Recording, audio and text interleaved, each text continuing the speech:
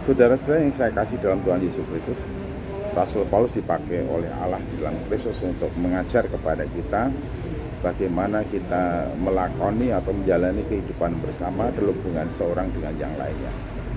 Salah satu hal yang harus kita sadari bersama bahwa dalam kehidupan bersama atau kita secara pribadi, sesungguhnya kita ini tidak pernah bisa menghilangkan kemungkinan untuk berbuat salah.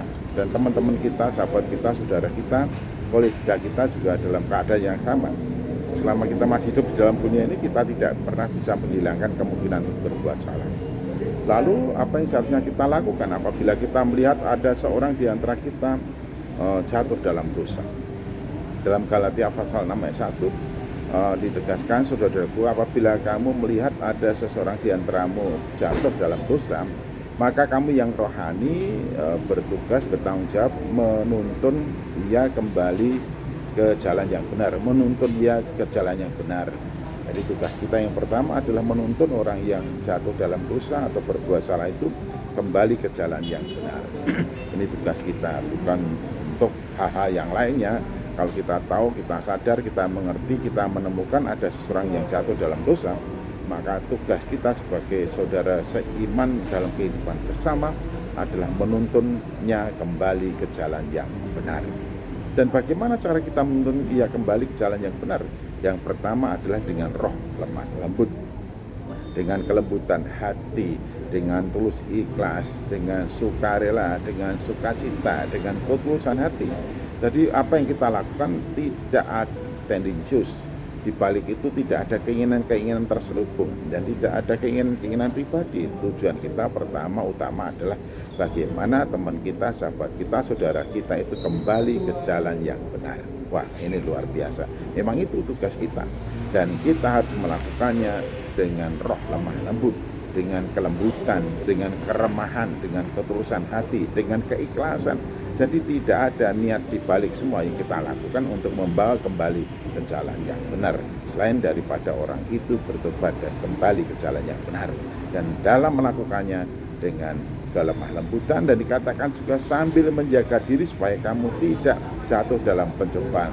Nah, ketika kita melihat orang berbuat salah, orang jatuh dalam dosa, orang melakukan kekeliruan, yang paling dekat godaan kita adalah pencobaan yang paling dekat dengan kita adalah menghakimi, memutuskan hukuman untuk orang yang berbuat salah itu. Marilah kita berkaca atau menteladani dari Yusuf. Ketika saudara-saudaranya itu datang minta ampun kepadanya karena mereka takut jangan-jangan Yusuf membalas dendam untuk kesalahan yang mereka lakukan, Yusuf mengatakan, akukah Allah? Bukankah pembalasan itu haknya Allah? Bahkan sebelum kamu datang ke sini aku sudah mengampuni kamu. Dan untuk itulah maka aku bertanggung jawab atas kehidupanmu dan seluruh keluargamu. Dia katakan, memang kamu telah mereka-rekakan sesuatu yang buruk, yang jahat untuk aku, tetapi Allah telah merancangkannya itu untuk sesuatu kebaikan bagi seluruh umat manusia. Oh, luar biasa, luar biasa. Jadi Yusuf mampu menempatkan dirinya pada posisi yang tepat dalam hubungan dengan sesama, saudaranya, dan juga dengan Tuhan. Penghakiman, pengadilan itu adalah hak Tuhan untuk setiap orang yang berbuat dosa dan berbuat salah. Tugas kita adalah menuntun kembali ke jalan yang benar. Tugas kita sekali lagi menuntun kembali ke jalan yang benar dengan roh lemah lembut, bukan menghakimi, bukan mengadili, bukan memvonis. Jadi dalam kehidupan bersama itu yang harus kita lakukan. Mengapa kita lakukan? Ingat ya, kita masing-masing tidak pernah bisa menghilangkan kemungkinan berbuat salah. Saat ini saudara kita, tapi lain waktu mungkin kita sendiri yang justru melakukan kesalahan. Jadi jangan menghakimi. Tugas kita adalah menuntun kembali ke jalan yang benar dengan roh lemah lembut. Itu adalah tugas kita. Puji Tuhan, haleluya. Saya kira kita harus selalu mengatakan hal ini supaya kita tidak terjebak dan kita tidak jatuh dalam pencobaan ketika kita menolong, menuntun orang kembali ke jalan yang benar. Ingat ya, jangan menghakimi, jangan mengadili, jangan memvonis untuk orang-orang yang sedang jatuh dalam dosa. Kita pun adalah orang berdosa yang perlu pengampunan oleh karena belas kasih Allah di dalam Tuhan kita Yesus Kristus.